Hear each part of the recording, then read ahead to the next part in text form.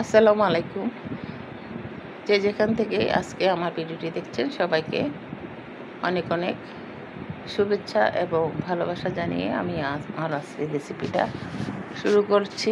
আমি আজকে তৈরি করে নিয়েছি খুবই ঝটপট ঘরে রেডিমেড থাকা মানে জিনিস দিয়ে আমি আজকে এই চপ বানিয়ে নিয়েছি নুডলস আর এবং আলু দিয়ে। আমরা অনেক সময় মাংস রান্না করলে মাংসগুলো খাওয়া গেলেও আলুগুলো খাওয়া যায় না, থেকে যায় কিছু আলু, সেগুলো নষ্ট হয়ে যায়। সেগুলো নষ্ট না করে আপনারা এইভাবে সুন্দর করে আলুর চপটা বানিয়ে নিতে পারবেন, সাথে একটা ম্যাগি নুডলস দিয়ে। আর এই চপটা খেতে খুবই সুস্বাদু এবং মজাদার বিকেলের নাস্তা। এটা ঝটপট তৈরি করে নেওয়া যায়, তাই আমি আজকে তৈরি করে নিয়েছি। গরুর মাংস দিয়ে আলু দিয়ে মাংস রান্না করেছিলাম, কিন্তু মাংসগুলো খাওয়া গিয়েছে, কিন্তু আলু কিছু রয়ে গিয়েছিল। সেই আলুগুলো দিয়ে আমি আজকে আলুর চপ বানিয়ে নেব। এই যে দেখতে পাচ্ছেন মাংসের আলুগুলো ঝোলসহ। আর একটা ম্যাগি নুডলসের প্যাকেট নিব, আর কিছুই লাগবে না। আর ঘরে থাকা কাঁচামরিচ, ধনেপাতা এগুলো তো লাগবেই। আলুগুলোকে আমি মেশারের সাহায্যে একটু ম্যাশ করে নিচ্ছি। অতিরিক্ত ম্যাশ করারও প্রয়োজন নেই, একটু আধা ভাঙা থাকলেও কোনো সমস্যা হবে না। আর এটা খেতে আরও ভালো লাগবে, যেহেতু এটা মাংসের আলু, তাই ঝোল টোল সহ এটা খেতে আর বাড়তি কোনো মশলার প্রয়োজন হবে না। আমি আলুগুলো ভালো করে ম্যাশ করে নিলাম। তারপরে এখানে একটা নুডলস আমি সিদ্ধ করে নিয়েছি, হাফ সিদ্ধর মতো করে নিয়ে এটা মিশিয়ে দেব। সাথে কিছু কাঁচামরিচ, পেঁয়াজ কুচি আর ধনেপাতা কুচি দিয়ে এটাকে ভালো করে মেখে নেব। আর ম্যাগি নুডলসের যে প্যাকেটে মশলাটা ছিল, সেই প্যাকেটের মশলাটা আমি দিয়ে দেব, আর কিছুই দেব না। যেহেতু আলুতে লবণ আছে, রান্না করা আলু, তাই আমি অল্প একটু 1 চিমটি লবণ দেব। এখানে কর্নফ্লাওয়ার দিয়েছি 2 টেবিল চামচ, আর কিছুই লাগবে না। এবার ভালো করে মেখে নেব। মেখে চপের আকারে ভালো করে আপনারা এটা বানিয়ে নেবেন। এতক্ষণে এই পর্যন্ত এসে যারা এখনও আমার ভিডিওটিকে লাইক, কমেন্ট এবং শেয়ার করেননি, তারা অবশ্যই করে দিবেন। আর একটা বাইন্ডিংয়ের জন্য আমি একটা ডিম দিয়েছি, আর ডিমটা না দিলেও চলবে, তারপরও আমি দিয়েছি।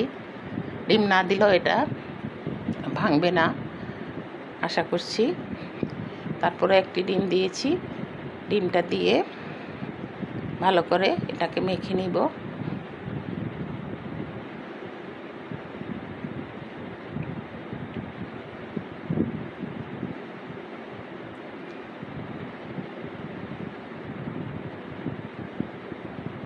মাখা হয়ে গিয়েছে।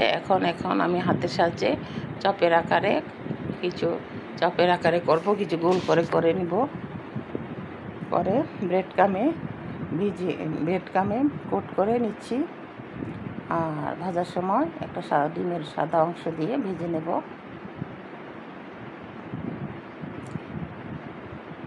এই ছিল আমার আজকের খুব ঝটপট নাস্তা তৈরির রেসিপি। আশা করছি আমার ভিডিওটা যদি ফলো করে আপনারা আপনারা নিরাশ হবেন না। আর বিকালের চায়ের সাথে এটা খেতে কিন্তু খুবই অসাধারণ, আর এটা মচমচে মজাদার। তখন বেডকামে এগুলো সবগুলো আমি মাখিয়ে নিচ্ছি।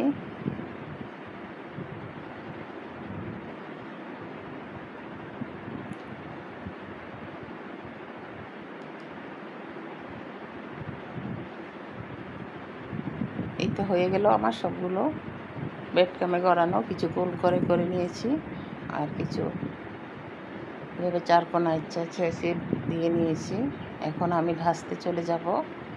আর ভাজতে হলে আমি খুব অল্প তেলে এটা ভেজেছি, আপনারা দেখলে বুঝতে পারবেন।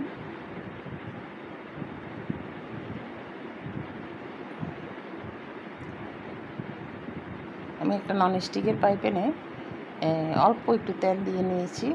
এটা ডুবো তেলে ভাজতে হবে না, যেহেতু সব কিছুই রান্না করা। আমি ডিমের সাদা অংশে এটাকে চুবিয়ে কড়াইতে দিয়ে ভেজে নেব। আর মুচমুচে করে ভেজে এটাকে পরিবেশনের জন্য উপযুক্ত হয়ে যাবে।